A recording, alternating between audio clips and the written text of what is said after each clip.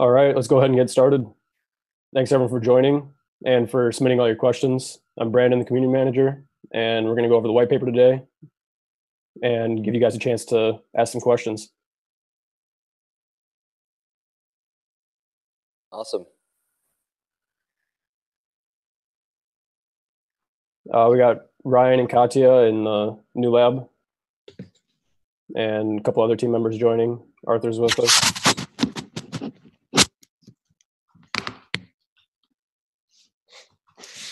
Hey everyone, thanks for joining the second FOAM community call. We're excited that we just released the FOAM white paper as well as the technical draft. So we're excited everyone's joining. If anyone wants to say any introductions or upfront questions, otherwise I was going to do a quick walkthrough of the document. I know it was just released yesterday, so people might not have a chance to fully digest it. And yeah, I'm also here with Katya, co-founder of FOAM. Hi everyone, good to have you.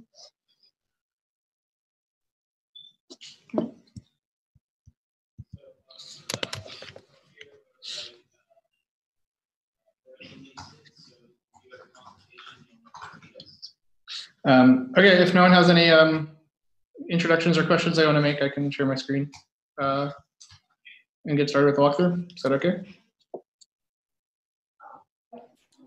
For sure.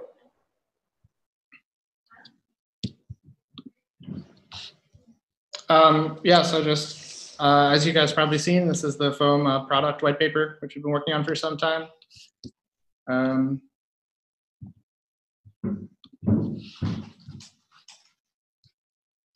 And so really, as we've been trying to say, FOAM is about building a consensus-driven map of the world, an open protocol for decentralized geospatial data markets with like multiple components. And we see the project as something that's going to be launching very soon after our token sale to the mainnet in a way that people can participate in building this new consensus-driven map, build different applications on top of FOAM, and also participate and help test what we see as dynamic proof of location, this future element of like radio beacons and mining. But it's something that can only happen in a decentralized, permissionless fashion and really driven by the community of stakeholders.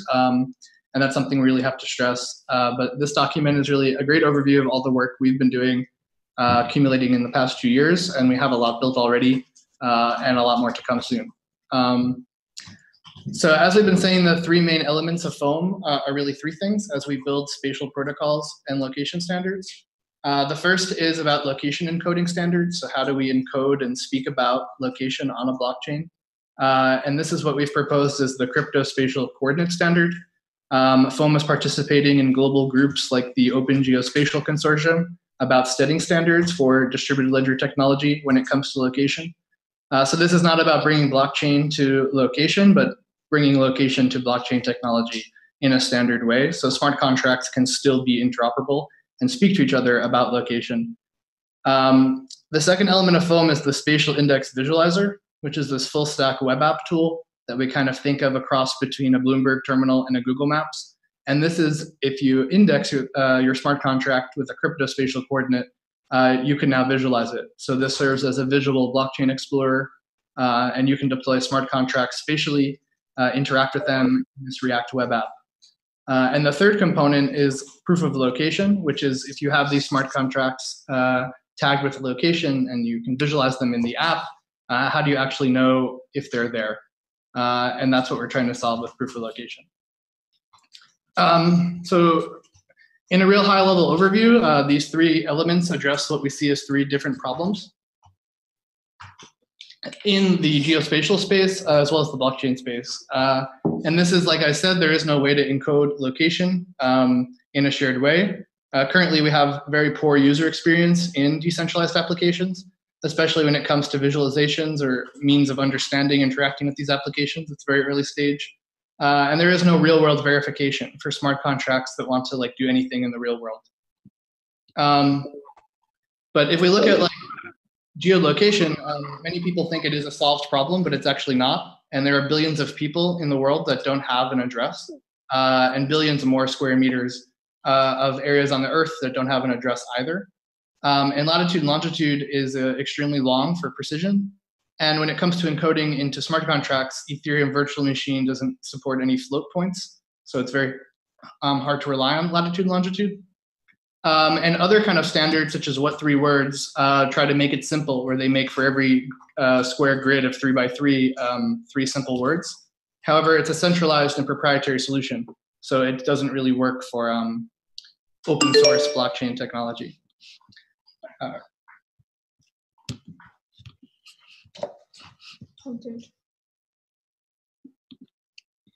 Sorry, my computer froze a bit.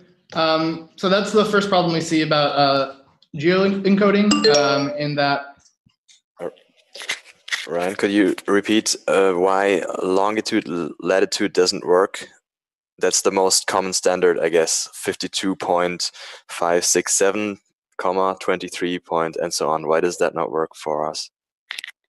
Yeah, so we're trying to solve it in a few ways to provide something human readable, in the sense that for a very precise location, latitude and longitude is quite long. So that's why we're using the geohash. And so the geohash is an open standard, sorry, getting a lot of messages, that uses latitude and longitude and creates a very short identifier key out of that. So it ultimately is derived from latitude and longitude. And this geohash of a precise location is then mapped to a unique smart contract address. And out of that, it creates another unique identifier. Okay. Ultimately, it is derived from latitude and longitude, but it's really about how do you encode it in the contract and how do you represent it. And then because we generate CSCs, it's then indexable.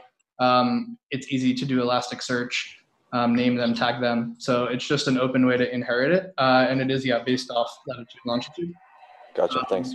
So you can see, there's many different ways to encode location, like GPS encodes it with latitude, longitude, but your phone's receiver ultimately renders it in a street address, tells you that. So it's really just like, how do you encode this? And it's not a solved problem for any application, and it's definitely not solved for blockchain. So we want to propose a unique shared standard that's open and free for any smart contract to inherit, which is the crypto spatial coordinate.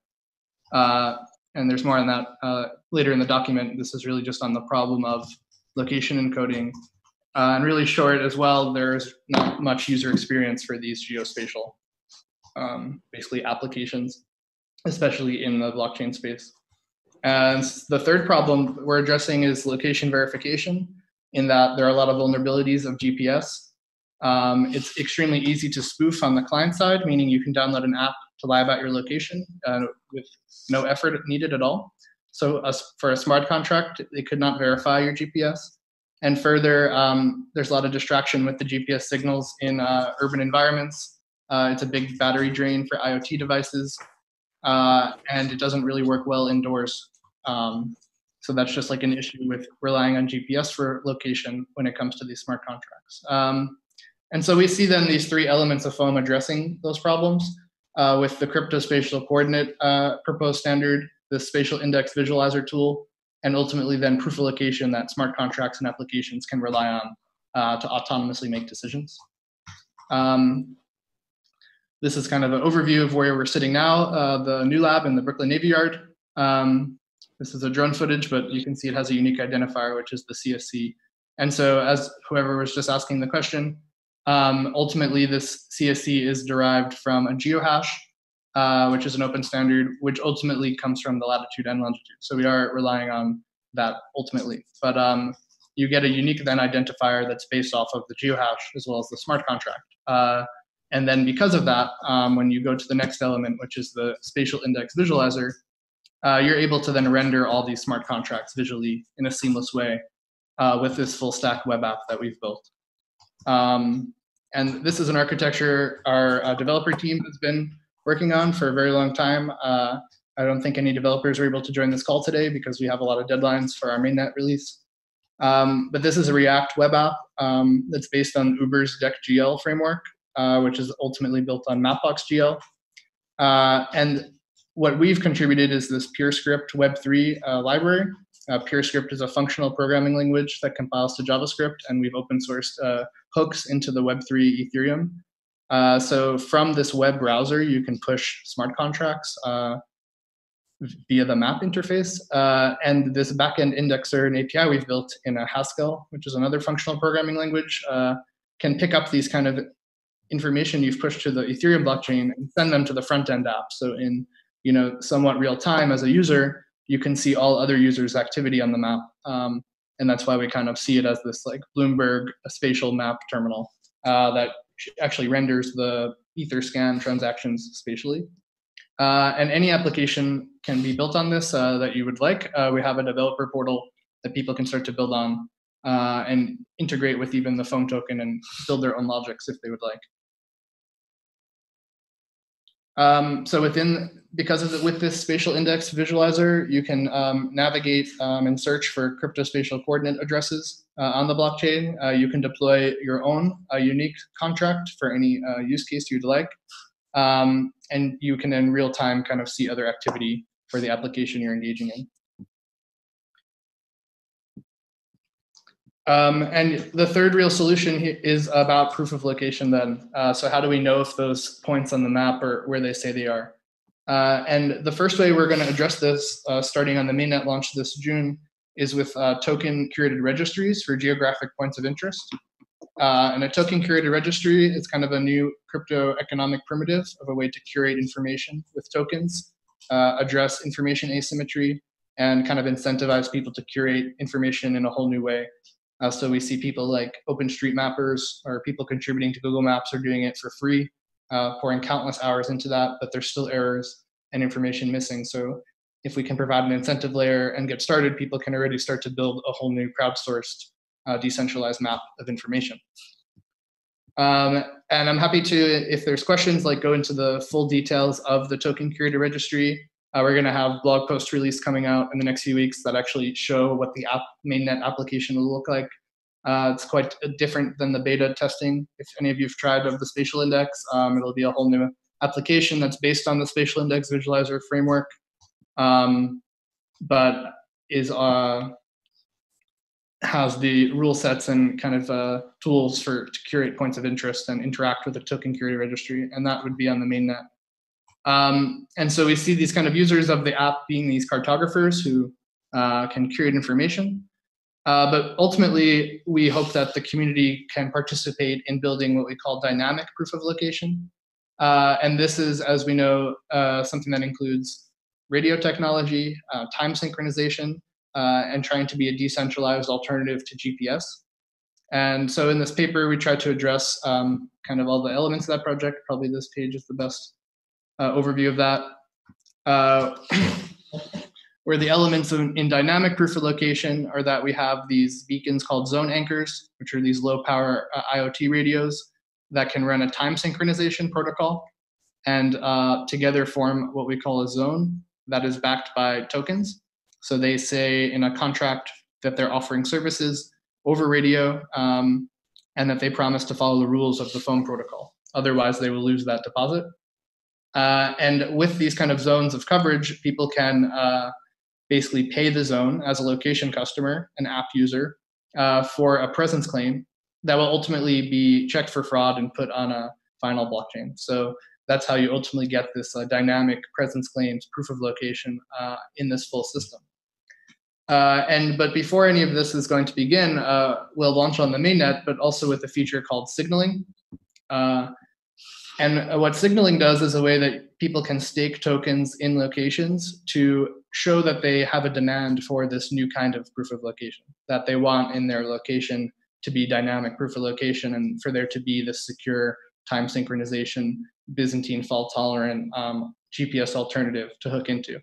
And even the cartographers and curators of the map would want to signal for these security upgrades so they can make voters prove they are actually in the area and are qualified to curate that area of the map. And this signal also serves to boost future rewards of the token. So once dynamic proof of location is launched, there'll be mining. So just simply for running a zone, you can earn new tokens for providing work to the network. But these tokens are distributed spatially. So there's a spatial weight based on these signals. So while prior to proof of location in the dynamic sense launching, these signals can help coordinate people to be incentivized to test and set up these networks in different areas. And so once the dynamic proof of location launches, ultimately the entities that will be using the token to provide work to the network are these zone anchors, very small devices that are cheap that don't have internet connection. Zone authorities are these gateway devices, more like a router that can also run a local blockchain. And verifiers are things that check the local zone's data and ultimately go back to the main Ethereum chain and say if everything is working okay and if the reward should be distributed. And we also released a draft technical white paper. I'm not going to go into that on this call just because we want to focus for now on what we're launching with the mainnet launch and the token sale and the token creator registries, but there is a draft paper that has now been uploaded and released that is quite technical and dense. It's definitely a draft, so everyone is welcome to open any issues on the GitHub or ask questions or edit it and critique it. There's a link here that was uploaded last night, so that's another paper that's quite dense that we can have a separate call about in the future to all discuss. But that was just my high-level overview of the paper we've released yesterday, and I just want to jump back to the call and see if people have questions, or otherwise we can go to the ones that were submitted when you signed up.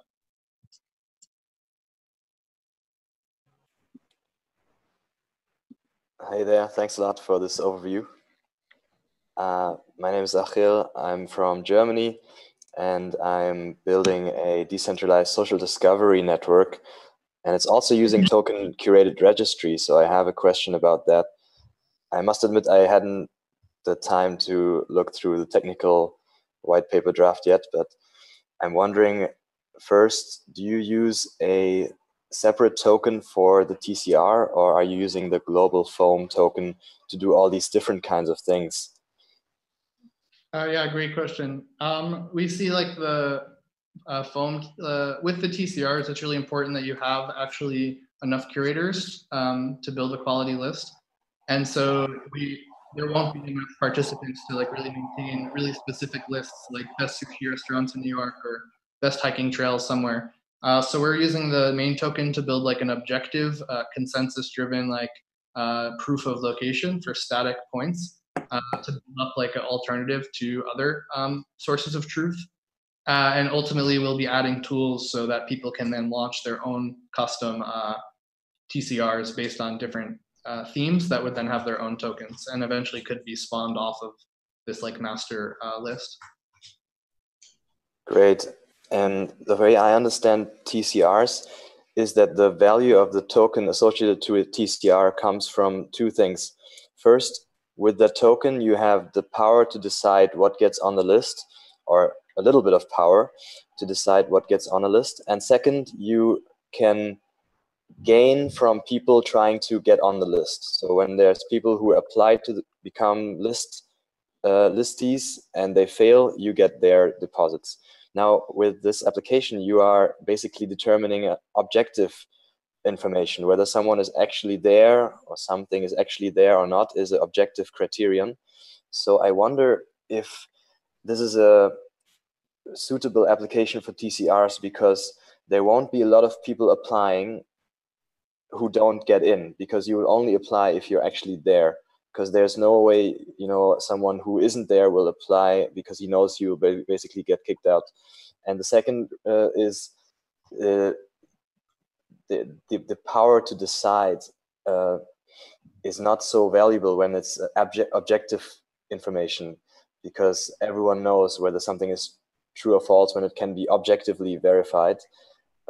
Whereas in cases where the information to be curated is kind of subjective, like let's say quality of a website, there I think it's more useful to have the power to decide the quality of a website. So can you say something about that? Great questions. To the second point, I would say if you look at like OpenStreetMap, there's over like 3 million change sets a week. And so, you know, there's a lot going on about the subjective information and a lot of updates constantly. And further, when you look into the change sets dialogues, there's a ton of debate and fights. And actually people really argue about items on the map and points of interest. And similarly, with like Wikipedia is supposed to be an objective source of information. And if you look, there's like wars about editing that information. So I actually think it can be kind of emotionally fueled. And And ultimately, yes, there might not be that many challenges at first because all the foam curators are well-intentioned, like people on this call. But if you look at like with Pokemon Go, people actually pursued carto vandalism, where they were adding fake data to the map because the application relied on the map so they could spawn more rare Pokemon. So let's say they were putting volcanoes in New York added to the map, and then the app would be releasing these rare Pokemon, but like the other applications would then be screwed. So eventually the curators would actually, have to protect against people adding bogus information. Okay. Before other technical questions, I am Memoir from Paris. I send you some mail to see if it's possible to make a Zoom meeting with 40 or 50 people of the real estate, or the French real estate market. Blockchain and real estate. And is it possible to organize a Zoom meeting with you on the 6th of June? I send you two mail about that. Yeah, I definitely think I can join. Apologies if I didn't get to the mail. We've been behind. No, I think that you have quite a lot of job to do the white paper. So, yeah. But I speak at you. I send you again a mail about this event, and after we can see if you can organize this event, a Zoom meeting in Paris with people who are interested by blockchain and real estate. And I think that solution is quite, I will say, amazing and very interesting, and especially for the real estate market. And so we are interested to have the presentation of your FOAM and the objective of FOAM and so on. It was not a technical question; it was a development question. Yeah, at foam.space, so I'll definitely make sure to reply.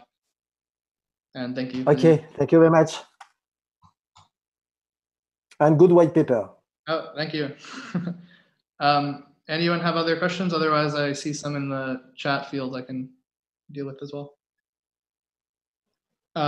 So coming from Eric, how does foam deal with the height of a building? The answer is in two ways. So one, if it's just a smart contract, like in real estate, let's say, that wants to represent a location, it can pick a cryptospatial coordinate about its location and get a unique identifier. But also there are like more metadata fields. So you can specify if it's like 7th floor of that location, or when we're also adding points of interest, you can add, tags, and that's how you can also filter the subjective TCR list. And further, once we have dynamic proof of location, it works through a way of trilateration.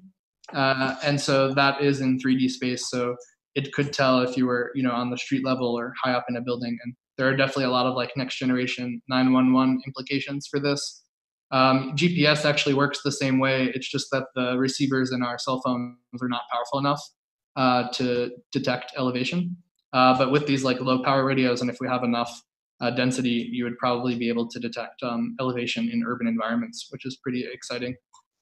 And the question about follow-up, Eric, if cell phones will be used to support the foam universe, absolutely in the future, especially if you'll be using these low-power wide area network radios.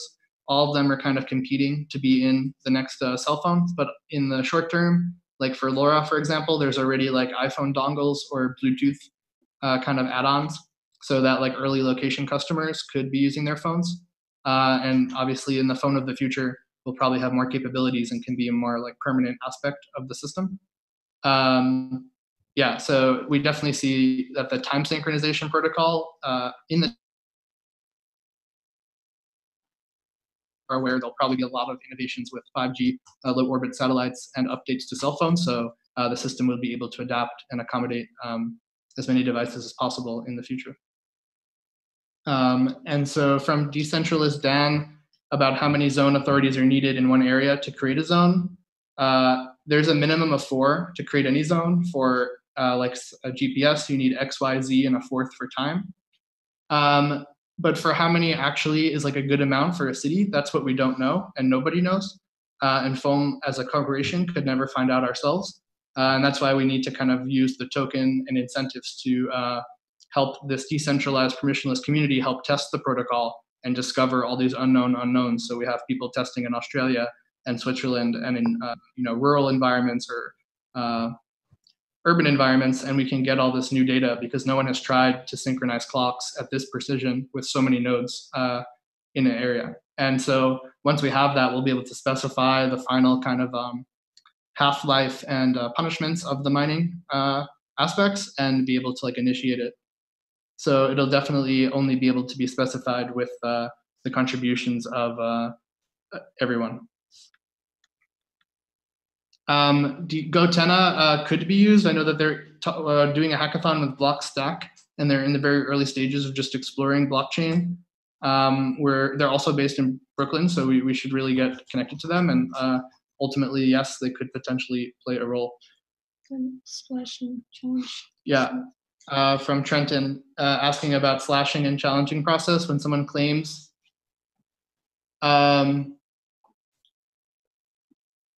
So the first kind of flashing will be in the TCR. So if you are adding, something that gets challenged and kicked off, or if you voted incorrectly, you may lose your tokens and they'll go to the other party. So that's like a minority slash condition of the curating of the registry.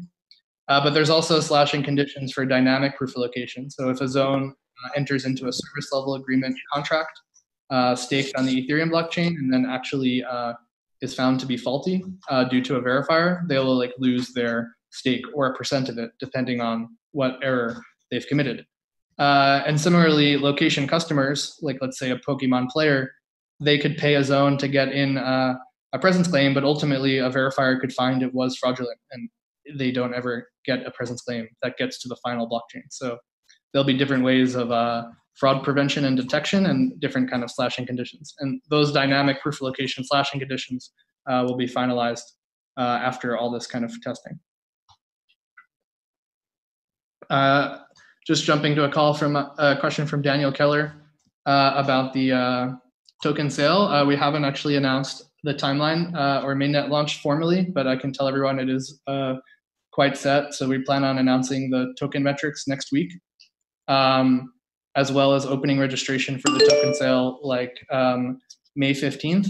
And with this Brooklyn project framework of this new compliant token sale model that we've partnered with Consensus to work out, there is no pre-sale discount or bounties.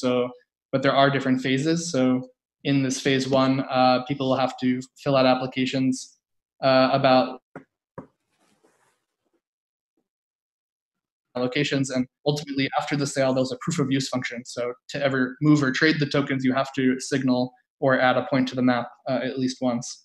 So that's just a high-level overview of the token sale. We're going to have more details being released next week, and can definitely have a community call exclusively answering questions about the sale in the next week or two. And in terms of timeline, static proof of location. And yeah, in terms of then timeline, we would be launching on the mainnet probably within 28 days of whenever the phase one sale actually begins. So if we're planning that starting May 24th, we would be on the mainnet by June 21st. The sale of June 1st.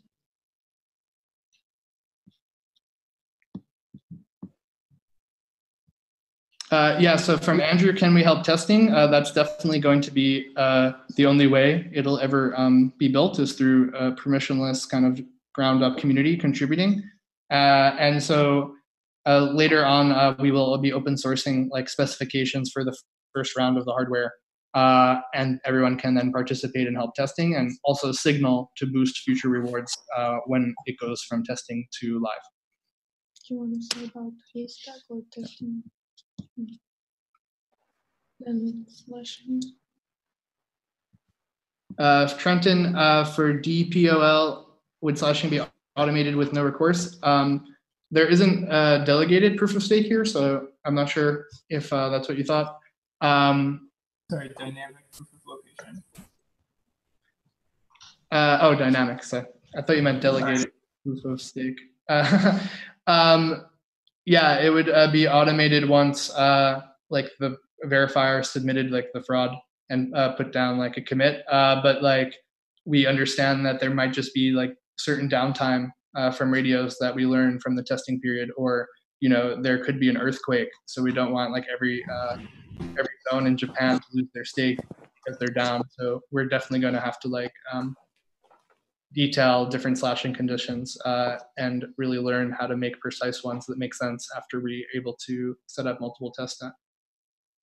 Yeah, because I know Casper is currently going through this phase where they're shifting towards more, I don't want to say loose restrictions in terms of like when people are slashed and when they're not. So seems like you're already thinking about that. I was just curious how rigid those are. Yeah, that's an open question, and definitely one of the most interesting unknowns is like latency between zones and root blockchain. And like we're talking with the Tendermint team, and they currently don't know either like the full performance metrics of Tendermint on IoT devices. So like what is like the actual block time we can get in a zone? It's like we have estimations, but nobody has ever tested it, including Tendermint. So and then how long would it take for like a verifier to check that data for fraud and like post the results to a root chain? We don't know what that kind of latency is, and ultimately we're not sure if that's like the optimal architecture.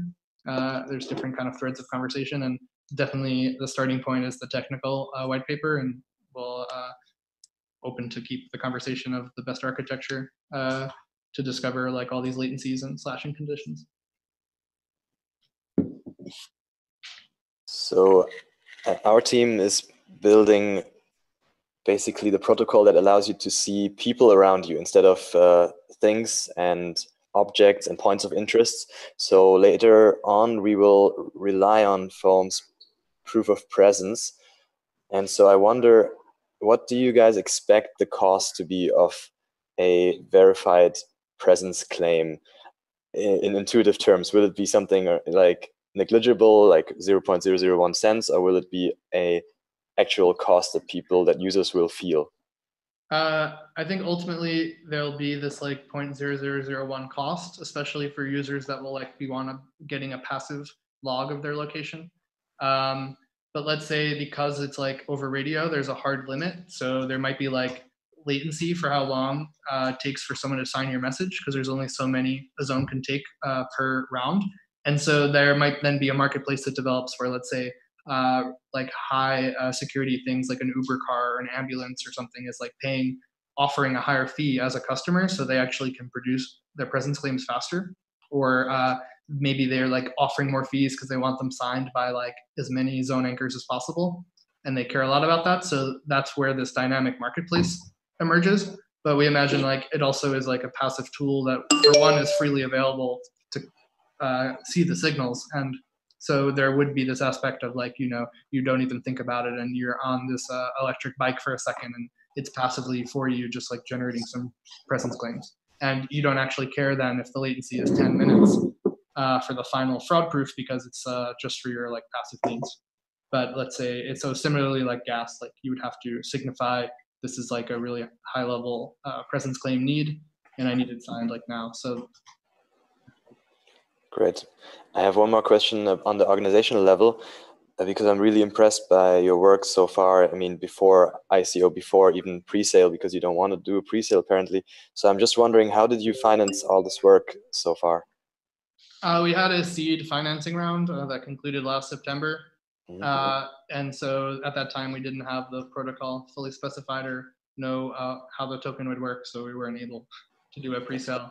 And those investors have like safe agreements with also an option for tokens, just with a discount of the lowest price. So we ultimately don't know what the percent even would be, because it depends on the sale, but it would be something like below 3%.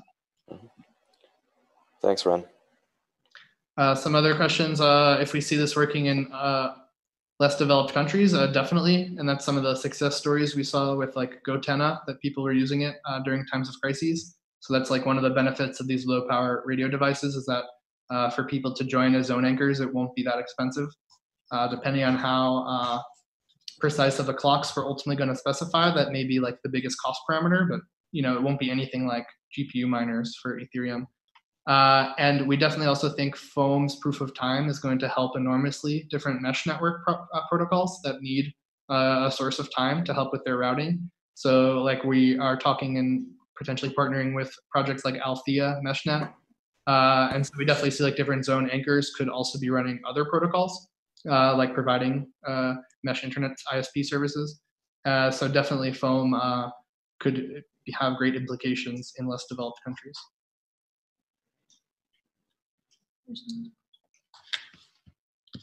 I'm just going to keep going from the chat. What are the near-term to medium-term challenges you already identified or known challenges? We're currently, there's a lot of just bottlenecks working in the Ethereum environment. Like I'm wearing a Uport shirt, but we had trouble integrating the final Uport authentication, and they're not going to be ready in mainnet in time. So there's just a lot of like issues with building in this early stage environment. But that's also a lot of the reasons we've been developing some of our own developer tools. One is called Chantrell, which is an alternative to Truffle, a way to deploy and build and test contracts. And we have a few other libraries we've built to try to overcome some of these hurdles. Definitely some other like serious challenges are been the regulatory and legal analysis. And we've been going through great pains to even get this white paper finalized to be shared and released. And we also really have to take great steps in this token sale to make sure that there are not speculators and that we're only selling a product and not a security. So that's been something that we've been spending a lot of time on and is a short-term challenge as well. In terms of like non-fungible tokens or ERC 721 games using proof of location, that's like one of my most favorite ideas, as well as like AR-based NFTs or location-based NFTs. So I would be really excited, anyone who wants to talk about that or start an application or a working group about spatial NFTs, that would be really awesome. To the question of what's the size of our current team, we're currently about 11 people, mostly based in New York with some decentralization. We have Brandon here on the call. He's based in the US. Arthur is based in Berlin. We have developers also in Germany and Barcelona. Irakli is here, I believe, on the call as well from Barcelona. So we're also growing and have open positions. So anyone who wants to take a look. We also have some questions that were submitted before the call. I don't know if you want to go through. There's some about the static proof of location and then a question about dynamic. I think this question here makes sense to answer.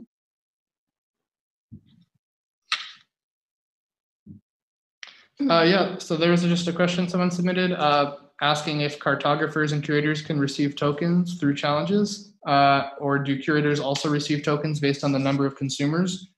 So there's not a direct relationship based on number of consumers of the map and how many tokens you receive. So in static proof of location, the only way to get new tokens, other than purchasing them on some sort of decentralized exchange, is participating in challenges and being on the winning side.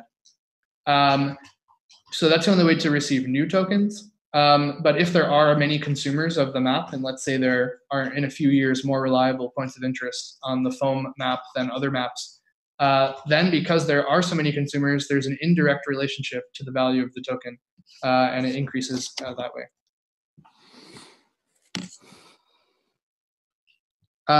For a question of if any of our team members are responsible for business development, yeah, we have here with us in the room waving Alyssa Wright. She's helping in business development and coming from OpenStreetMap Foundation and the geospatial world. So we have a lot of business development kind of work ongoing and talking to companies like Mapbox and Uber for their visualization tools.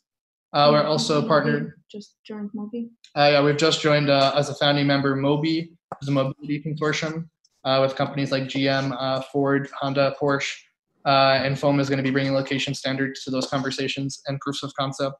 And we've also working with Token Foundry as part of our work, and they have a business development support as well. So on the developer side, we definitely have been launching a developer portal.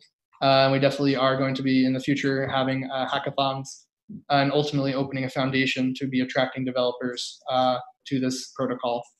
So that's kind of to answer that question, but we are growing our team. So if anyone is interested in supporting those efforts, please reach out.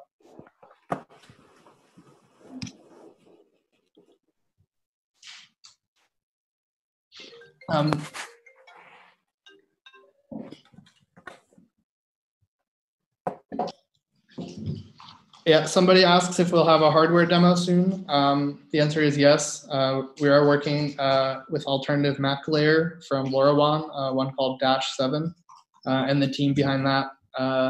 We're going to be looking into what announcements we're able to make about it as soon as possible, but definitely we'll have a demo and devices with basically, we're in a phase where we're stress testing these now. Basically, you know, this is such a unique problem of wanting time synchronization at such a high precision that even the kind of normal radio teams, they don't really know what the capabilities are at the fullest, you know, stress test level. So we're going to have like a ultimately custom firmware running our time sync protocol, and once we have that, we'll be able to connect it to the ABCI Tendermint application we've been building and demo it, as well as open source the specs. So, you know, as everyone probably knows, hardware moves slower than software. So we hope to have that demo as soon as possible, but full disclaimer, it will be after the token sale.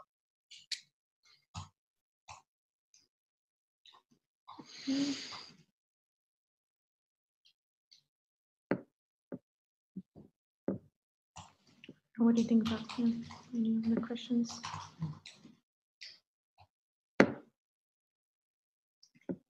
So someone asks about where's the future of peer-to-peer maps headed, and is it possible to build maps hosted on IPFS? It's actually like a really interesting question. A year or two ago, people from Protocol Labs as well as OpenStreetMap communities tried to do that, and there is a repo I can try to pull up. And they had a lot of challenges doing it, and they ultimately just got one static map on IPFS. But because there's like 3 million changes a week, it's extremely difficult to keep that map up to date and store it on IPFS. So ultimately, the future of peer-to-peer mapping will need different kind of solutions like Big Chain DB, or ones like our advisor Rick is working on Vulcanized DB for fault-tolerant big data systems. Because when it ultimately comes to the future of maps, we're talking about bigger than big data, like 9 terabytes of changes a week. So that's really where the future of that lies, and ultimately is something that token holders of FOAM can contribute to help build as a future upgrade.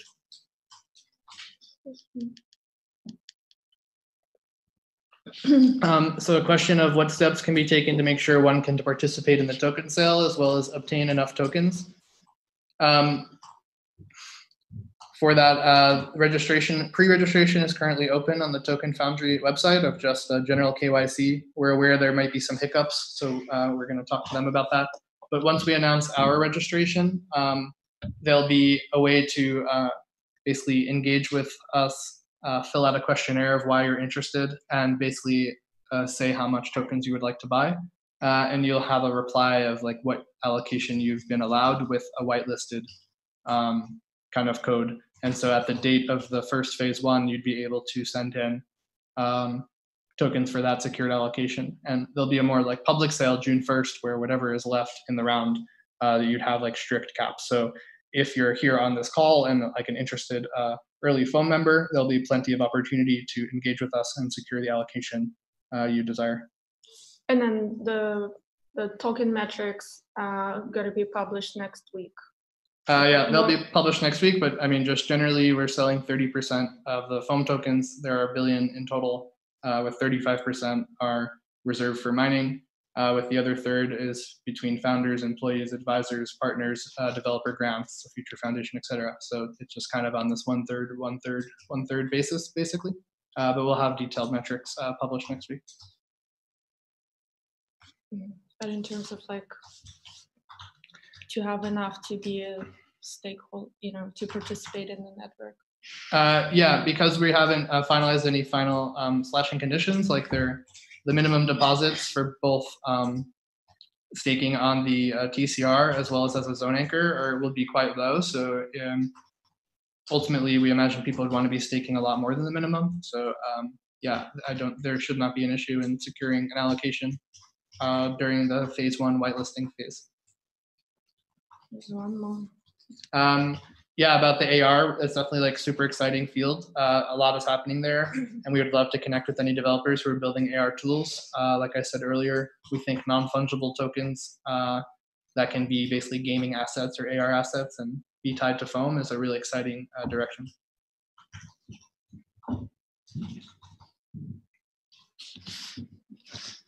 I don't see any other questions. Happy to take any. I had one more. Sure. And maybe this will be revealed when I dig a little bit deeper into the white papers. But so when somebody signals in this initial static proof of location phase, that increases the block reward, correct? Yeah, so it's like, let's say the block reward is 100 tokens. 80% would go based on like how much people are spending. So there's like a 20% is distributed based on where the signal is. Someone has a lot of feedback. I'm sorry, you cut out there. Maybe it's my internet. There's a lot of feedback from someone. I can't. Oh, I'm sorry. I'll turn off my. That was you. What was the question? I just asked to repeat the Can you question. just repeat the question? Sure. Sorry. When it comes to signaling in the network, the block reward increases relative to how much people are signaling. Yeah, so there's like a spatial weight to the reward. So there's still temporal amount with like a half-life, but ultimately the distribution is unknown in advance of where it would be distributed spatially. And so there is like a bonus weight where the fixed percent is distributed by signal. So let's say all the people are working in New York and there's no zone in LA, but there's like, for whatever reason, an arbitrarily high amount of signal. Just by simply setting up the zone there, even with a low stake, I might get like a little bit of the normal block reward, but by being in this bonus area and providing coverage in an area that is signaling that they need it, I'm like rewarded with this like spatial weighted boost. Does the protocol care if the people signaling and the people setting up nodes are the same thing? No, and so if you like plan to be a miner or a zone anchor, you would want to signal now. And further, the signals are temporally weighted. So if you are reading the foam material now and want to see dynamic proof of location happen, you could signal in wherever you're going to run a node now, any amount, but that signal will count more than someone who signaled the day before mining launches.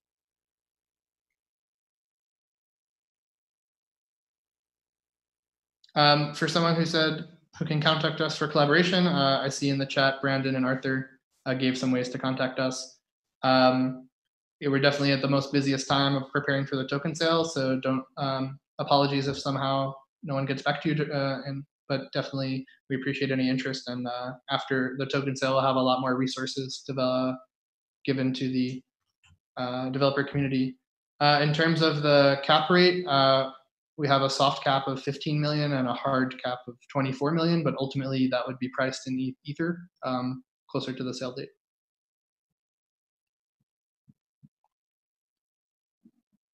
Do you have a Slack? The main channel is Telegram. And no, we do not have a Slack. The main channel of community conversation is Telegram.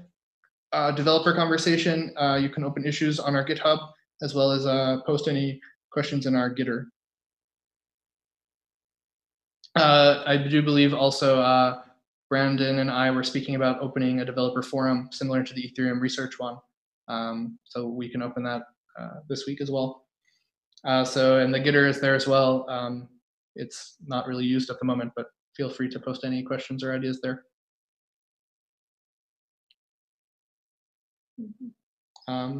Question about hardware track.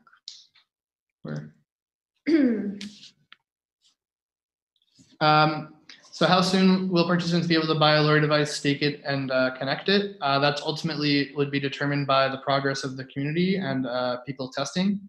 But we would be, like I said earlier in the call, open sourcing what we see as the specifications to be testing it probably in the summer, so that you can test Tendermint ABCI code, FOAM protocol, as well as run the Lure device. We're just at the phase where we're stress testing the clocks and radios to be able to know ultimately what trade-offs we're going to suggest, because the protocol works radio agnostic, but depending on what ultimate specifications there are, you'll have trade-offs on precision and accuracy.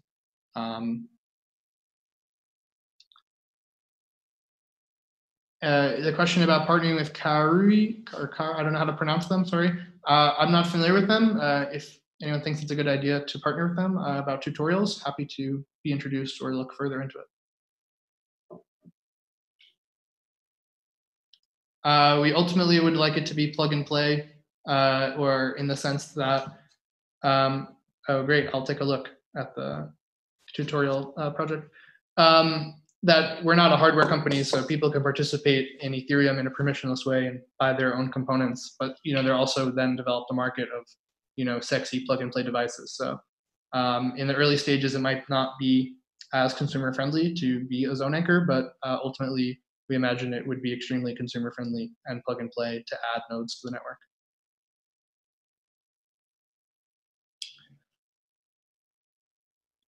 The question about can early adopters on like the ones on this call become zone anchors, zone authorities and verifiers, as well as launch anchors and signal early in the location?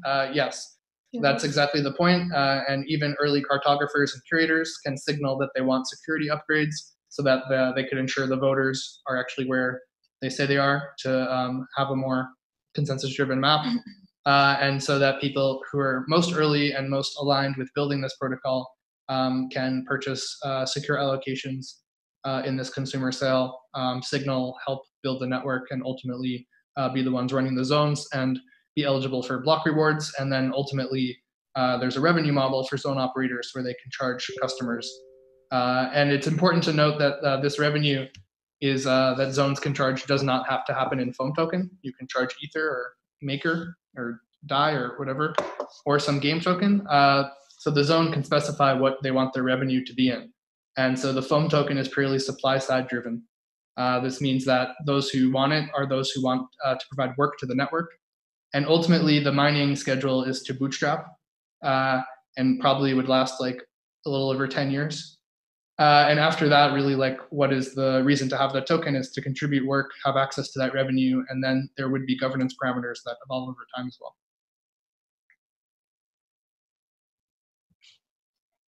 Mm-hmm.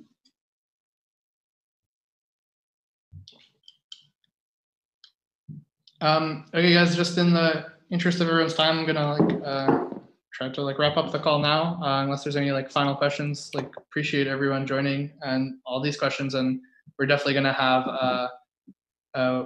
follow-up community calls once people have more time to read and dig into the papers. And we will in the next week be announcing our token metrics in detail, as well as details about how to register for the sale, participate in the questionnaire. The sale would only be priced in Ether and given to us in Ether. And there will be a portion converted to fiat, but we believe a majority would be held in that native token that was given to us. And following kind of other initiatives like Messerai and colleague projects like District 0x, we will be providing transparency of how we're using those funds. And ultimately, similar to the Zcash Foundation, Zcash is a corporation like FOAM that's US based, but ultimately also open to charity to be a steward of the protocol and help transition it to a fully decentralized system. Thanks a lot. Okay, great. You know where to get in touch with us for follow-up questions or conversation, and we definitely look forward to the third community call.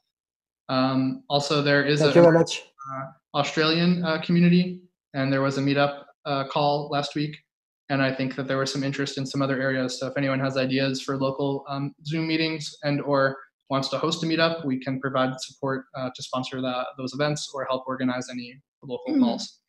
Or if you want start a local Telegram groups, as there is one for Australia right now. And also anyone that will be in New York for Blockchain Week, we will be announcing kind of an office hours where if you want to come visit us in the new lab, we can schedule meetings. And there's also a token creator registry meetup in the works with Simon I'm speaking with to potentially announce soon its location and time. So anyone who would be in New York, reach out to us if you'd like to meet, and we'll announce details about the meetup as well.